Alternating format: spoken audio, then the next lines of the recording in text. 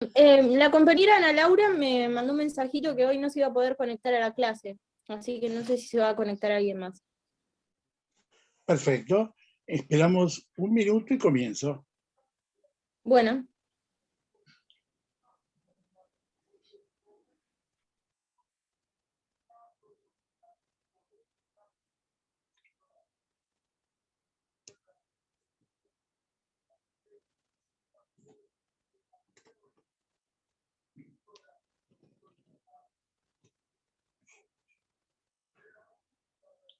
Bueno, este tema, el de la unidad 7, es el tema de la crisis de las empresas.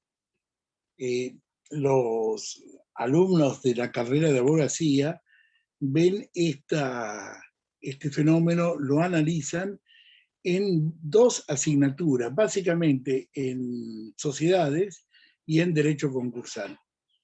Pero yo les puedo garantizar que son insuficientes para abrazar las múltiples cuestiones que supone la insolvencia en los tiempos contemporáneos. Fíjense ustedes que la insolvencia de los estados, que no era un tema, ha pasado a ser ahora un tema fundamental, un tema relevante. ¿Tenemos estados insolventes? Sí.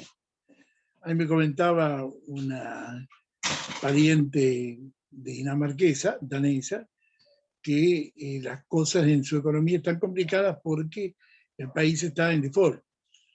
Bueno, Dinamarca en default. Puede ser que Dinamarca esté en default y está renegociando su deuda dentro de la Comunidad Económica Europea porque está en una situación altamente desventajosa. Ni qué decirle de nuestro país, ni qué decirle de Brasil.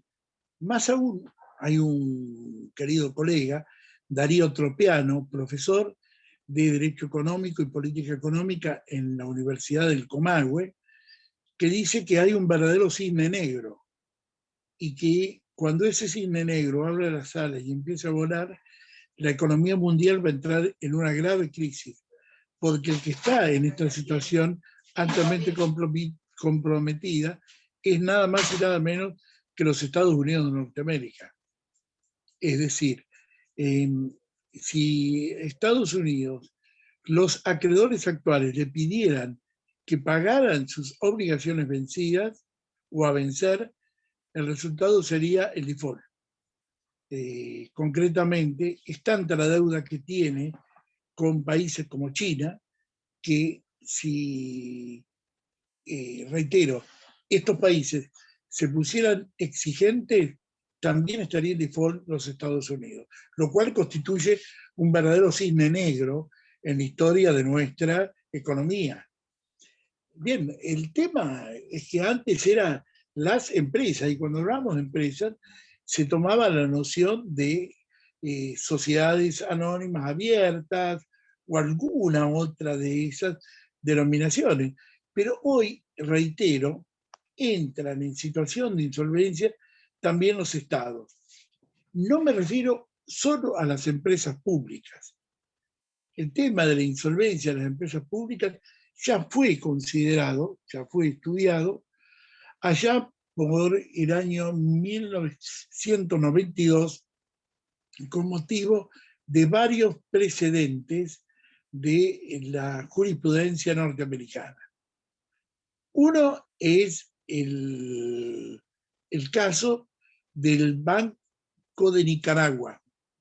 El Banco de Nicaragua no pudo atender, es una empresa pública del Estado, ¿no? Como nuestro Banco Nación, no pudo atender el cumplimiento de sus obligaciones y le he pedido un procedimiento de conciliación ante la justicia de Estados Unidos. Se lo pide el Allied Bank. ¿Qué pasó? Bueno, en el caso todavía no se había producido el golpe sandinista en Nicaragua, por lo tanto, el juez se negó a abrir ese procedimiento porque significaría la intrusión, la invasión del Poder Judicial en las cuestiones de política exterior que le corresponden al Legislativo y al Ejecutivo juzgar. Imagínense una demanda contra un Estado, en aquel momento se veía absolutamente irrazonable, más si era un Estado aliado. Entonces, ¿qué es lo que resolvió la Cámara Federal del Distrito de Nueva York? Pedirle al Poder Ejecutivo que manifieste si se vería afectada su política exterior por los pedidos de conciliation efectuados por bancos de Estados Unidos respecto de un banco de Nicaragua. El gobierno de Estados Unidos dijo que no se afectaban en lo más mínimo, ya se había producido el éxito del sandinismo, por lo tanto no tenían ningún interés en una relación diplomática como la que sí habían tenido antes, durante el gobierno de la dictadura militar que fue abatida por el movimiento sandinista. Este fue el primer caso donde, frente a la insolvencia de una empresa pública, se sentó la doctrina llamada Bank, en virtud de la cual los jueces no pueden acceder a los contestados extranjeros sin que los responsables de las relaciones diplomáticas, ejecutivo y legislativo, hayan autorizado tal procedimiento. Bueno, esta doctrina duró casi un año y fue cambiada radicalmente en el caso Canadian Bank. En Canadian Bank se dice que no hay por qué preguntar nada, que si es un deudor y la jurisdicción pactada es la norteamericana, el derecho del acreedor a pedir cualquier procedimiento legal en los Estados Unidos no puede ser obstaculizado por las relaciones diplomáticas que pueda sostener Estados Unidos con el país deudor. Bien, fíjense qué lindo hubiese sido que esta doctrina Ariel Bank hubiera durado al tiempo de las demandas ante el juez Iriesa perseguidas contra el Estado Nacional. Estas demandas a las cuales se les abrió sin consulta alguna con el Poder Ejecutivo o el Legislativo de los Estados Unidos. Bueno, esta doctrina fue abandonada sin perjuicio que por aplicación de la Patriot Act de 1984, en Estados Unidos se resolvió que si se trataba de un aliado militar durante un conflicto bélico, ninguna acción por los acreedores norteamericanos en la justicia de Estados Unidos podía prosperar sin la conformidad del Ejecutivo Nacional, en este caso, del presidente de los Estados Unidos, el viejito Biden. Que se refiere. Bien, fíjese, estos son temas de derecho internacional y no se limitan a derecho concursal y derecho societario. Son temas de una serie de principios de derecho internacional público y privado. ¿Por qué ley ha de ser juzgada la actividad de los estados deudores? También es de derecho administrativo. Reparen ustedes que si el endeudamiento es público, debe seguir un procedimiento administrativo cuya violación puede afectar la responsabilidad del funcionario que lo hubiera otorgado. Tal lo que dice en nuestra provincia el decreto 6.601, conocido como la Ley de Contabilidad, y es lo que establece la Carta Orgánica de la Procuración General de la Nación en el orden federal. Y ya con dos materias de la carrera de Derecho no se resuelve la cuestión. Ni qué decir las resoluciones de derecho fiscal vinculados al endeudamiento de las empresas. que dan lugar a procedimientos administrativos en sede administrativa también, vinculados con planes de pago normalizados, oficializados, homogéneos e igualitarios. Ustedes no le pueden ofrecer pagar su deuda al Estado de la forma en que ustedes crean. Deben seguir algunos de los procedimientos establecidos por las distintas resoluciones de la Administración Federal de Recursos Públicos, sobre todo cuando están en situación de insolvencia. Mientras son solventes, lo que logran impactar es correcto. Cuando llega la insolvencia, ahí las cosas cambian. Bueno, entonces también en derecho fiscal vamos a tener que entrar cuando tratemos la crisis de las empresas. También vamos a tener que entrar en contratos, porque si bien el Código Civil y Comercial dice que no ha modificado la ley de concursos, es mentira. Hay algunas reformas. Por ejemplo, el artículo 353, que le genera una cuestión concursal, cuando los autores del código dicen que no se metían en concursos. No solo se metieron, sino que aclaran que en el concurso preventivo, la sentencia de apertura no produce el vencimiento de los plazos de las obligaciones no vencidas. O sea, se mete, establece un efecto que también es aplicable. Por lo tanto, vamos a tener que ir al derecho contractual, al derecho civil. Y algunos principios de derecho civil y comercial nos van a acompañar a lo largo de este camino. Por ejemplo, el de la conservación de la empresa socialmente útil. Principio establecido en el derecho societario, reafirmado en el Código Civil y Comercial, y es un postulado esencial del derecho concursal. Hay un libro excelente que está en la fotocopiadora, en la Facul, de Zamorano, con Z, Zamorano. Es un abogado y economista español que escribe un libro que es sobre las crisis de las empresas y donde analiza los distintos tipos de crisis que pueden afectar a una empresa. Yo recuerdo en una oportunidad me visita un cliente de muchos años titular de una empresa ampliamente solvente, con bienes muy valiosos, con una renta enorme, con enormes ingresos, contribuyente, gran contribuyente del partido de General Pueyrredón. Y las cosas me van mal, me dijo. ¿Cómo? ¿Cómo? Si a vos te van mal, no quiero pensar cómo le va al resto, le digo. Me dice, no, ¿sabes lo que pasa? Tenemos un problema muy grave.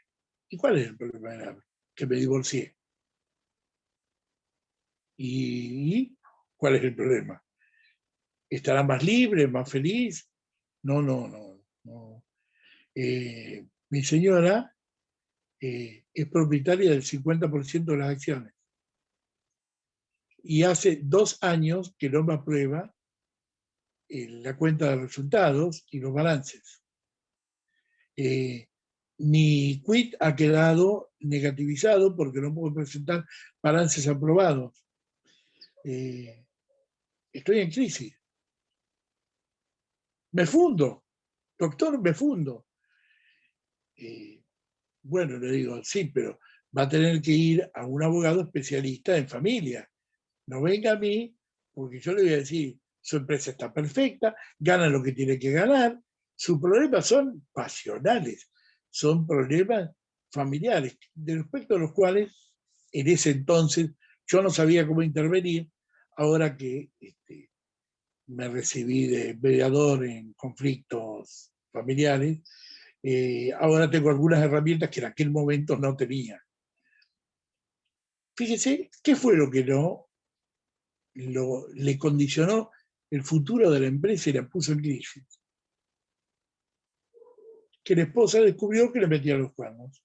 Miren qué simple. Y hizo muy bien la señora en ejercer su derecho como socia. Y su derecho como socia, él no podía votar los balances que él aprobaba, que él mismo hacía. Lo prohíbe la ley de sociedades. Entonces, ¿quién era la que votaba? ¿Tenés algo en el hombro? ¿Algo en la mano? Ah, bien, perfecto. Parecía desde acá, en la sombra, parecía un animal que tenías ahí. Pero no, después me di cuenta que era una mano, cuando se retiró. Bien, perdón, ¿no?, por la digresión, pero ¿no?, soy muy observador. Bien, ¿se resolvió ese conflicto? Claro que se resolvió. Se resolvió. Él le entregó la totalidad de las inversiones que tenía en 2 sociedades y ella le entregó la totalidad de las inversiones que tenía en una. O sea, él perdió, ¿no?, y grandemente, conservó la empresa con la cual había hecho su fortuna, pero perdió las 2 más nuevas que había creado, que quedaron en manos de la señora. Ahí se resolvió todo. Ella fue, le montó los balances, le aportó todo, recuperó su quit, volvió a intervenir en el comercio exterior. ¿Y esa es una empresa en crisis? Claro que era una empresa en crisis. Los 60 trabajadores que tenía en una sola de las 3 empresas, le imploraban de rodillas a la esposa que le diera una mano, que se iban a quedar sin trabajo. Porque lo que es una cuestión meramente económica para los propietarios es una cuestión de vida para los trabajadores. Este es un supuesto. Otro supuesto, me consulta una vez un especialista en derecho societario. ¿Qué hacemos? Es una SRL de 2 socios. Cada uno tiene el 50%. Y se pelearon. ¿Qué tal? ¿Quién elige las autoridades de las sociedades? Ninguno tiene mayoría. Se quedaron sin gerencia en las 2 SRL, porque no se pudo elegir ninguna y los mandatos estaban cumplidos. Las empresas iban irremisiblemente a la quiebra, porque tenían deudas bancarias que no podían pagar. Y no podían pagar porque nadie quería firmar cheque. Y los cheques lo tenían que firmar 2, no lo podían firmar 1. La plata estaba en cuenta corriente, de las cuales solo podía salir por transferencia electrónica o por cheque. Ahí tiene otra crisis de empresa. ¿Solvente? Vaya si era solvente. Sigue siendo solvente y está en el mercado. ¿Cómo se resolvió el tema? Como diría el doctor Botteri, uno vendió su parte y el otro la pagó más cara de lo que en realidad valía. No hubo otra forma de solucionarlo. Por eso cuando nosotros hacemos contratos de sociedad de 2 personas, hay que tener, si son los mismos votos, hay que tener un mecanismo de escape. Por si entre ellos se pelean. Yo suelo poner que en caso de no existir acuerdo, la cuestión será dirimida por el señor fulano de tal. Generalmente pongo mi propio nombre, el doctor Horacio Polo de Araguza, que asesora a ambos socios en la redacción de este contrato. Entonces uno, como amigable componedor, resuelve la cuestión. ¿Sí? Bien. Ahí tienen otro tipo de crisis. Una crisis que tiene como única razón una mala redacción del contrato. Nada más que eso. Si el contrato estuviera bien redactado, la crisis no hubiera existido. Una de las crisis más comunes es la de la infrapatrimonialización. Los 2 amigos deciden hacer una empresa constructora para construir departamentos de propiedad horizontal. Capital de la empresa, 12.000 pesos. Señores, es obvio que con 12.000 pesos no van a poner el cerámico de un solo ambiente. Y ustedes van a hacer un edificio de 20 pisos. ¿Cómo lo van a hacer? Endeudándose. Y si las ventas no van como ustedes calculaban, ¿cómo termina esto? ¿Saben cómo termina? Con las palabras, 3 palabras. Hoy su quiebra. No hay remedio. Esas constructoras de venta a plazo que fueron tan comunes en la década del 60 y del 70, terminaron en los 80, todas, sin excepción, quebradas. Y ahí, ¿qué fue lo que falló? Y que la empresa no estaba patrimonializada. Carecía de un patrimonio, ¿no? El doctor Nissen, cuando fue director de personas jurídicas, se negaba a inscribir a sociedades. Esperen que voy a eso. Desactivé al Festival de Viña del Mar, que me aparecía en un cuadradito ahí en el costado, ¿no? Que no, negó la inscripción de sociedades hechas con el capital mínimo y que tenían por objeto actividades que no se podían enfrentar ni con 100 veces ese capital. La justicia en aquel momento acompañó el trabajo de Ricardo Nissen y esperemos que lo siga acompañando en los tiempos presentes. Sociedad de capitalización, ahorra, capital, 12.000 pesos. ¿A dónde van con 12.000 pesos? ¿Se pueden ir de vacaciones 3 días a Entre Ríos? No, no alcanza. No alcanza. Y sin embargo, hacían una sociedad de capitalización, ¿no?, con 2 hojas explicando todo lo que iban a hacer. Esa sociedad está infrapatrimonializada. Algunos autores, como Efraín Ugarrillar, dice que en casos como este, la responsabilidad de la sociedad recae en los socios, que la han entregado al mercado sin los recursos económicos como para el cumplimiento de su objeto. ¿Sí? Ahí tienen otro. Hay a veces que la crisis se provoca por una cuestión contable, pero es de lo más repetido y común. Los valores de los bienes del activo, de la sociedad y de las personas humanas, se sufre reevaluaciones por devaluación, es decir, lo que se llama amortizaciones.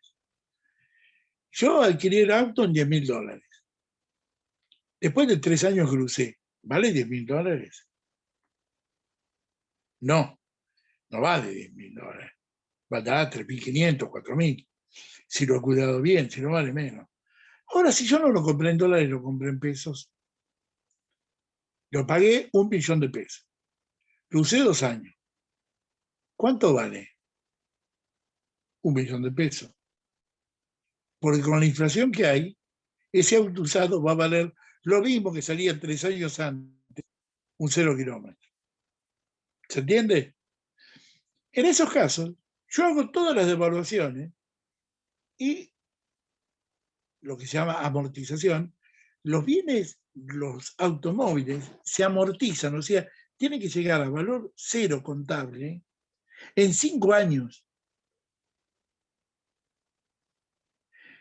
Bueno, pero yo tenía tanto activo. Sí, pero no lo tenés. Fue amortizado. Entonces, las deudas que antes tenías y que frente a tu activo eran aceptables, pasados 5 años, se transforman en insostenibles e impracticables.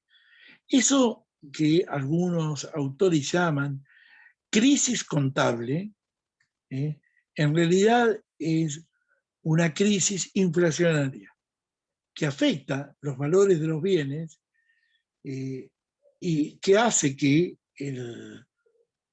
la amortización a veces no cambie nada. Como en el caso nuestro. Cuando compré el auto valía $1.000.000. 3 años más tarde, el auto vale $1.000.000. Pero el nuevo vale 3 millones. ¿Se entiende? Ahí. Bueno, ahí también menciona este tipo de crisis que se corrige con una buena legislación contable. Esto no requiere reformas estructurales para la empresa, es para el derecho. Durante muchos años hemos pedido que la contabilización se realice de los bienes a valor de mercado y no a valores históricos menos amortizaciones. Pero esto cuesta mucho trabajo. Hay muchísimas jurisdicciones del país donde la Dirección de Personas Jurídicas exige la contabilización tal como la estableció la Ley de Sociedades. Bien. Hay algunas crisis que son producto del crecimiento. Yo tenía 2 empleados, fabricaba 10 unidades y vendía 10 unidades. Cuando me pidieron 100 unidades, tuve que aumentar el personal. Tuve que aumentar los gastos de explotación. ¿Y qué pasó? ¿Qué pasó más tarde? Que a los 2 años perdí esos contratos, vuelvo a vender 10 unidades, pero tengo una infraestructura montada para 100 unidades.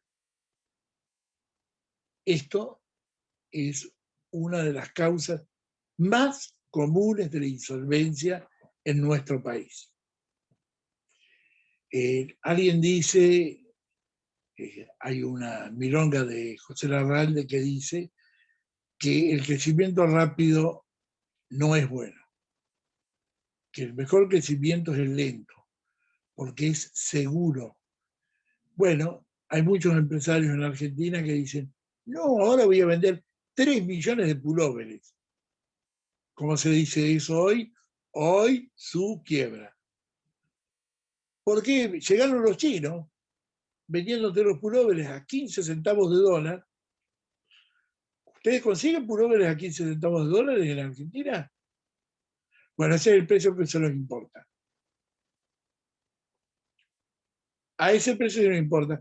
¿Y cómo se los importaba? ¿De a 100 unidades? No, no, no. Un contenedor del piso al techo y de la puerta al fondo de pulóveres a 15 centavos de dólar. Llegaban al mercado y ¿qué les pasaba a nuestras industrias de la indumentaria? No podían vender los productos nacionales y terminaban en fuertes crisis. Bueno, esto es muy común. Otra de las razones tiene que ver con el valor del producto que yo fabrico. Y para eso hay una película que se llama La Plata Dulce, una película argentina, que si la encuentran alguna vez en los programas estos, los portales de películas viejas, ¿no? Yo creo que la encontré hace 2 años atrás en uno de los programas, que no es Netflix, en otro, no me acuerdo cómo se llama. La encontré, se llamaba La Plata Dulce. Un señor carpintero, un ebanista profesional, había toda su vida hecho con madera de alta calidad, lustrado, botiquines de baño, los más bonitos del mundo. Eran hermosos. La verdad que toda la gente, en el barrio sobre todo, cuando cambiaba su botiquín, querían uno de este maravilloso ebanista.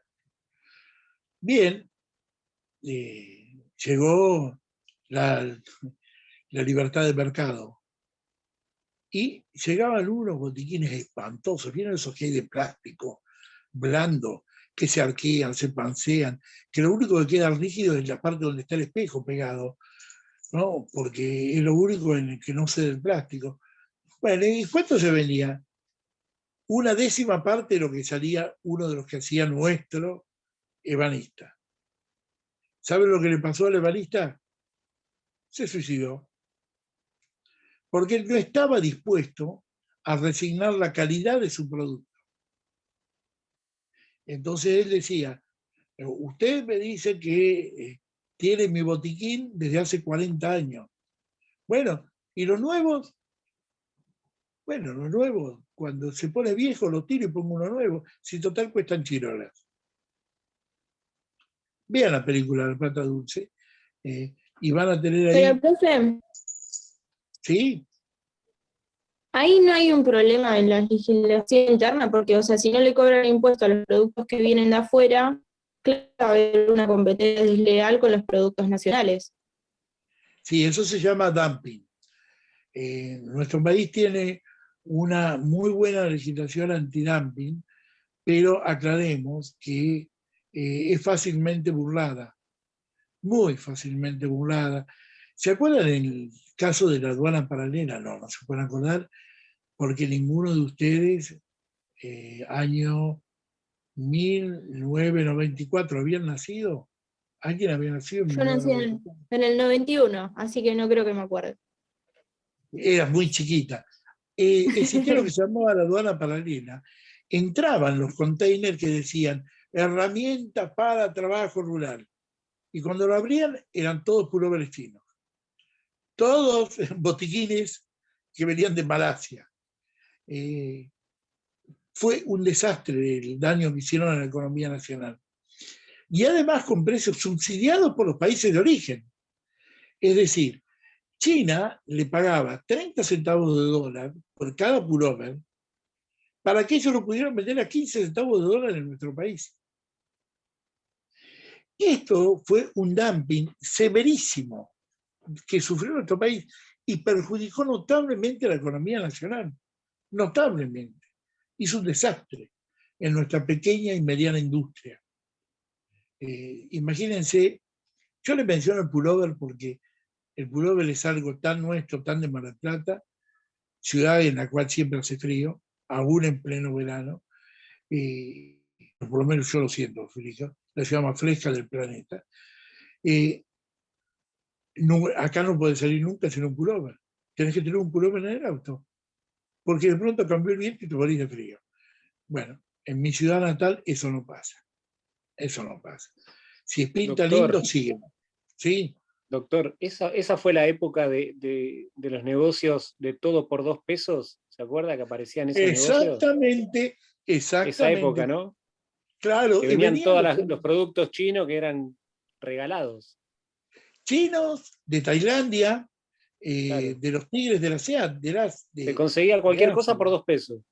Sí, sí, por menos también, ¿eh? Sí, Por sí, menos sí. también. ¿No? Había uno que decía 3 por 2 pesos. Sí. ¿No? Y había uno que decía, lleve 7 por 2 pesos. ¿No? Yo me acuerdo, eso sigue funcionando todavía en países que no han puesto barreras protectivas, como es el caso de Brasil, donde tenés todo por dos en todos los pueblos. ¿Eh? Bueno, lastimando a su propia economía y a su propia gente. Bien, vieron que la crisis puede obedecer a razones múltiples. Algunas pueden ser cuestiones económicas, otras pueden ser políticas públicas. Vamos a poner un ejemplo. Yo decido abrir una empresa para fabricar amortiguadores para automóviles. ¿Y cómo me va a ir? Pésimo me va a ir. ¿Por qué? Porque en el armado de automóviles, todas las empresas automovilísticas los traen de Brasil. Acá solo los que se fabrican son para reponer uno que se rompió. Pero los 0 kilómetros vienen todos con amortiguadores brasileños o con baterías. No sé si ustedes se han fijado, yo sí, porque reitero, soy muy observador, pero cada 0 kilómetro que he tenido en los últimos años, inclusive los que se fabrican todo en el país, como el Toyota, tienen baterías Moure, empresa brasileña. Levanten los capos, miren de dónde son las baterías. Casi todas son Moure plata. Se fabrican en Brasil. En Argentina hay fábricas de baterías, sí, había. Quebraron todas, no pudieron competir. Esta competencia no la pudieron sostener. Creo que quedaba quedaban 1 o 2 de bajos niveles de producción. ¿Esto es crisis de empresa? Es claro que es crisis de empresa, pero es una política de Estado. Firmamos un acuerdo del Mercosur por lo que no le podemos poner aranceles a los productos que llegan de Brasil. Y al no poder arancelarlos, la diferencia de costos internos siempre juega en nuestra contra. ¿Se entiende? ¿O me fui mucho a la economía? El arancel sirve para balancear los desequilibrios de costos que hay entre un país y otro. A nosotros, la luz en Brasil nos sale 1/5 de lo que sale en la provincia de Buenos Aires. ¿Está claro? Por lo menos donde yo estoy en Brasil, que es en Santa Catarina. 1/5. Debido a que, bueno, que ellos compran energía muy barata de Paraguay, que no puede usar todo lo que produce Itaipú y que le correspondería. Entonces, entre que se pierda o vendérselo por 2 mangos a Brasil, lo vende por 2 mangos a Brasil. Esto es un subsidio que opera en favor de los productores brasileños y contra los productores nacionales. Sobre este tema tengo muchísimo conocimiento porque me ha tocado abogar a los 2 lugares de la frontera. Por ejemplo, las fábricas de heladeras argentinas prácticamente cerraron todas. Quedó una pequeña en Mendoza. ¿Y por qué cerraron? Porque las heladeras que vienen de Brasil vienen a precio subsidiado. ¿Y son buenas? Claro que son buenas. Y además son baratas. Acá las únicas que subsisten son las que vienen de Tierra del Fuego, porque tienen un régimen especial de promoción económica. Las demás argentinas no pueden sobrevivir nunca. ¿Se entiende? Entonces, a veces una política de Estado, la firma de un tratado, puede significar el comienzo del fin para una actividad económica y colocarlas en crisis. Claro, yo recuerdo un ministro de Economía que decía, bueno, si no pueden mantener los costos, reconviértanse, ¿no? Y él le sugería que se reconvirtieran para envasar productos de animales de la pampa húmeda. ¿Qué sé yo? Era un disparate, porque son animales de la fauna protegida, y entonces decía, no, envasen eso y vendan eso que no lo tienen en Brasil. No, no es así. A veces las pésimas políticas públicas son las causantes del mayor de los deterioros y de las crisis empresarias. Ahora, yo tuve una crisis de empresa provocada por su éxito. ¿Cómo? Por su éxito. Fue tan exitosa que entró en crisis. Eso parece imposible, ¿no? La crisis se debió a que era muy exitosa. Si no hubiera sido tan exitosa, no hubiera durado tanto la crisis. En realidad la culpa la tenía un estudio de costos que le hicieron varios especialistas en Capital Federal. Esta empresa vendía fraccionados ciertos productos químicos. Le hicieron el cálculo de costos y le dio que tenían que vender a $1 a la unidad. No me acuerdo cuáles eran los valores, pero le voy a hacer la comparación. Ellos empezaron a fraccionar y vender así. Al término de un año habían vendido como 3 millones de unidades y tenían una pérdida de 80.000 pesos. ¿Cómo puede ser? ¿En qué estamos fallando? Vamos a reducir los gastos. Eliminaron parte de los gastos de publicidad. Al año siguiente vendieron 3 millones de nuevo, pero ahora ya estaban en rojo. Tenían créditos bancarios sin pago. Bueno, más fácil, se los resumo. El cálculo de costos que le hicieron no había tenido en cuenta el impuesto a los ingresos brutos que se paga en nuestra provincia, pero que no se pagaba en aquel entonces en la provincia de Córdoba, donde estaba la competencia. Y ese 3,5% los terminó por fundir. Y ellos me decían a mí, pero esta temporada yo voy a vender 10 millones de veces más. Sí, o sea que va a deber 10 millones de veces más, porque el problema suyo es que está vendiendo a uno lo que vale 1,15. Usted pierde, y cuanto más vende, más pierde. Bueno, desgraciadamente no me hicieron caso. Después les atendí la quiebra. Bueno, afortunadamente, porque gané honorarios con la quiebra, pero me hubiera gustado que la empresa se hubiera conservado. Y tal vez si no hubiese sido tan exitosa, nunca hubiera llegado a la quiebra. Bien. ¿Han entendido? Porque siempre que decimos crisis de empresa, lo que pensamos es se endeudó mucho, no puede pagar, quiebra. No, no. La Sí, crisis de empresa puede tener 1000 razones distintas. ¿Han entendido? Sí, sí. sí, profe. O sea, yo entendí que puede ser por una problemática entre los mismos socios, por políticas públicas o por falta de patrimonio. O sea, entre Claro, otras causas más que mencioné. entre otras cosas, como por ejemplo una esposa vengativa. Tal cual, pero esa era una socia, o sea que era una problemática entre los socios. Sí, sí, sí, sí, pero ella no obraba como socia, obraba como esposa herida. Cuando ella dejó de sentirse herida, se arregló en 10 minutos. No, pero estuvo años como herida. Yo Cuando la consiguió conocí, novio, yo la conocí. No, no, no. ¿no? Es una empresaria fuerte de Mar del Plata. O sea que lo mejor antes de Y hasta formar que una me sociedad es jubilé, estipular. fui su abogado. Hasta que me jubilé, fui su abogado. Porque yo comencé defendiendo al marido y después que arreglaron, ella me dijo, deja a mi marido, tiene una empresa de Morondanga, venga conmigo. Y yo que soy tan leal, me pasé con ella. Bueno, bien, bien.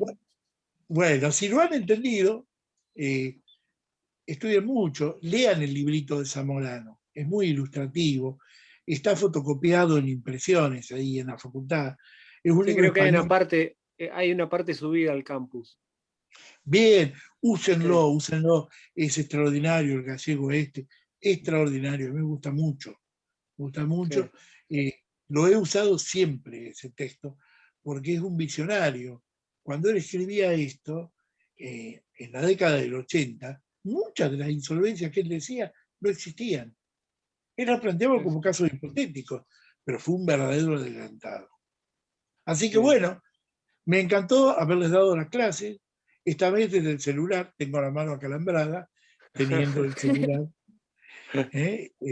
Lo había puesto arriba de la mesa, pero quedaba lejos, parecía que estaba en el quintín del infernillo. Así que, bueno, estudien mucho Bueno, y suerte con los exámenes. Esta es una muchas linda gracias. Gracias, materia profe. para vuestro futuro, para Sí. vuestro futuro. Somos muy poquitos los abogados que nos dedicamos a esto. Fíjense, en el rubro mío, en el momento que más existieron, éramos 4 para toda Mar del Plata, Necochea y Dolores. 4. Wow. ¿Cuántos? Sí, ¿Eh? sí, sí, sí. Yo me pude jubilar, estoy descansando porque eh, opté por esta actividad, el derecho empresario, y la verdad no me puedo quejar, me ha ido muy bien en mi vida. Nunca me hice millonario porque nunca me interesó, ¿no? Lo que tengo es millones de reconocimientos por las cosas buenas que uno puede hacer. Por ahí no tengo los millones de dinero, pero no me importa, con lo que tengo vivo bien. ¿eh? Así Suficiente, que es suficiente, sí. Si es suficiente, para mí sobra. ¿eh? por supuesto. Basta con que sea suficiente. Así que estudien mucho y oriéntense para el derecho de empresa, que somos tan poquitos. Cuando nos vemos en los encuentros, yo lo sigo bien, el doctor Boteri, el doctor Esparza, el viejo doctor Gámez, ya fallecido, el doctor Bustamante, y se me están acabando, no hay más. Bueno, ahora está Guillermo Garaguzo, ¿no? Pobre, ¿no? Con el padre que tuvo, ¿cómo va a tener un camino libre para elegir otra cosa? Hasta que lo metí en la cátedra y todo para que se metiera. Y ahora lo está haciendo. Imposible de escapar. No, no pudo. No pudo. El más chico de mis hijos, que es abogado, sí pudo y trabaja en concursos y ahí no pudo escapar. Y familia. Y ahí sí se escapó de mí, porque yo nunca hice derecho de familia. Jamás. ¿No? Ahora sí lo hubiera hecho, porque ahora que estudié psicología y que soy mediador, ¿no?, en conflictos familiares, tengo elementos como para enfrentar el derecho de familia. Pero en aquel entonces, no, de eso no me ocupo. Vaya a verlo a otros, yo no me ocupo de eso. Bueno, felicitaciones y bueno, espero que les sea de mucha utilidad. Muchas gracias. Un cariño grande. Gracias, profe. Chao, hasta luego, gracias. Hasta luego. Hasta luego.